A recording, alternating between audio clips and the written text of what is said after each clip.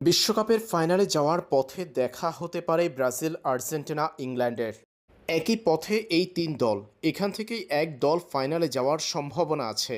DR কঙ্গোর বিপক্ষে আজ শুরুতে ইংল্যান্ডের যে দুর্দশা দেখা গেল, তাতে ইংল্যান্ডের হারের অপেক্ষায় ছিল আর্জেন্টিনা ও ব্রাজিল। শেষ পর্যন্ত ইংলিশদের হারতে দেয়নি হ্যারি কেইন। মাত্র 11 মিনিটে পরপর দুইবার বল জালে পাঠিয়ে পিছিয়ে পড়া ইংল্যান্ডকে জিতিয়েছেন অবিশ্বাস্যভাবে। ডিআর কঙ্গোর বিপক্ষে হারতে বসেছিল ইংল্যান্ড। বিশ্বকাপে যখন আর ইংলিশরা ছিল 15 মিনিট, তখনই কিনা হ্যারি কেইনের ম্যাজিক্যাল গোলের সমতায় ফিরে তারা। আটালান্টা স্টেডিয়ামে ম্যাচের প্রথমার্ধে আক্রমণ ও বল দখলে এগিয়েছিল ডিআর কঙ্গো।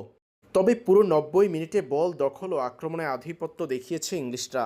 ম্যাচের শুরুতে 7ম মিনিটে এগিয়ে যায় কঙ্গো। চিপেনগার চমৎকার গোলে এগিয়ে যায় তারা। প্রথমার্ধ ইংলিশরা বেশ কিছু আক্রমণ করে গোল পরিশোধের চেষ্টা করলেও বারবার ডিআর কঙ্গোর গোলবারের নিচে দাঁড়িয়ে থাকা তাদের গোলকিপার মেপাসির নৈপুণ্যে রক্ষা পায় কঙ্গো।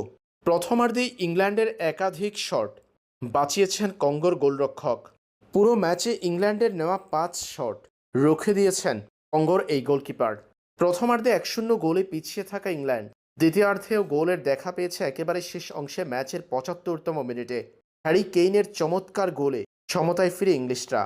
11 মিনিট না যেতেই ম্যাচের 86তম মিনিটে দলের জয়সূচক ও নিজের দ্বিতীয় গোলটি করেন হ্যারি কেইন। নিখুঁত ফিনিশিংয়ে বুলেট গতির শটে বল জালে পাঠিয়েছেন ইংলিশ এই স্ট্রাইকার। তাতেই 2-1 ব্যবধানে জয় নিয়ে বিশ্বকাপের শেষ 16 নিশ্চিত করল ইংল্যান্ড।